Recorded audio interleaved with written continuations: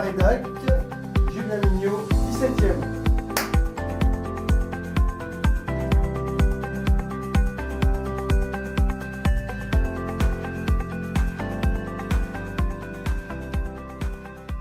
C'est une chance exceptionnelle. Je n'étais pas revenu à Clermont-Ferrand depuis 12 ans.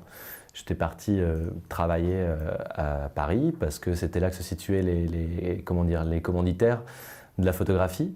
Et je revenais une fois par hiver. Et ça a été l'occasion, en fait, grâce à cette exposition, de pouvoir mettre le court-métrage, la copée, la ville ensemble pour investir Fonfred. Ça a été une vraie abysse au départ parce que c'est grand, Fonfred, et j'ai pas non plus une carrière si importante. Donc à la fois très touché, très ému et un beau défi à relever. L'idée, c'était un peu de revenir sur ces années de photos sans que ça devienne non plus rétrospectif. Mais moi, ce qui a toujours été ultra important pour moi, c'est que j'ai jamais choisi de rester dans une catégorie ou une autre de la photographie. Ça a toujours été tout et j'ai pas suivi les conseils qui me disaient à un moment donné d'être sélectif. Et ça peut marcher. C'est aussi de dire ça aux gens qui vont venir la voir et puis leur parler de plusieurs aspects différents de la photographie.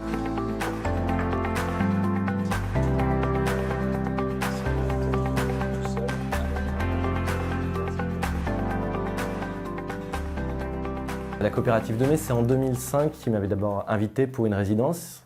C'était une année, un photographe, un livre à chaque fois.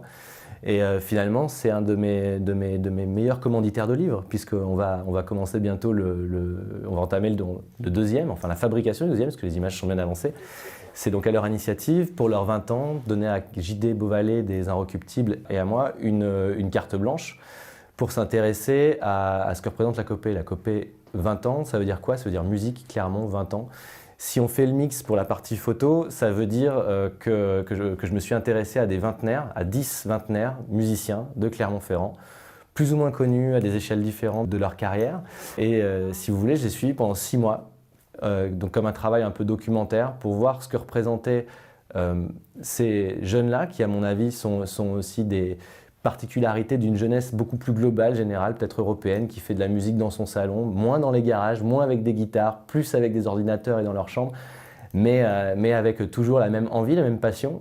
Et donc, c'est ce que proposera le livre. 60 portraits de J.D. de personnalités autour de la musique de Clermont et ces 10 portraits issus de sa sélection de vingtenaires clermontois.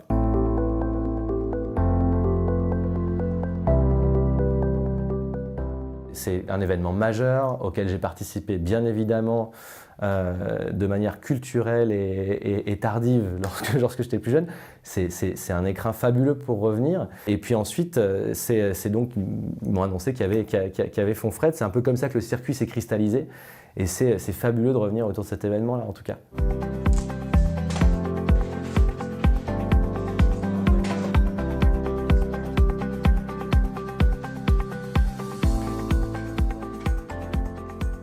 Disons que le portrait, c'est venu tard, déjà dans ma photographie. J'ai vraiment commencé par le reportage. Et c'est arrivé un peu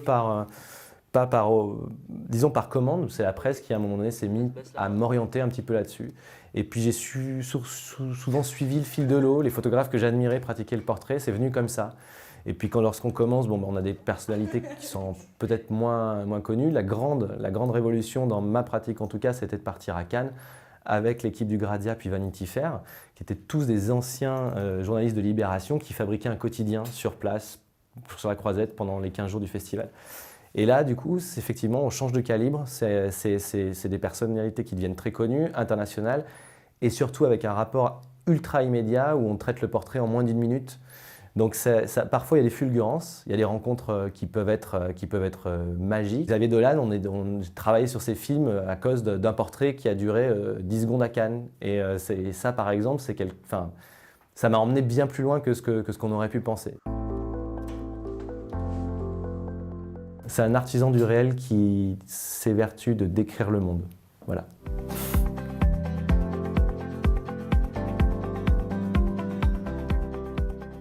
Je peux dire un mot? Oh, oui. L'horizon. C'est génial. De rien. Parfait. Super.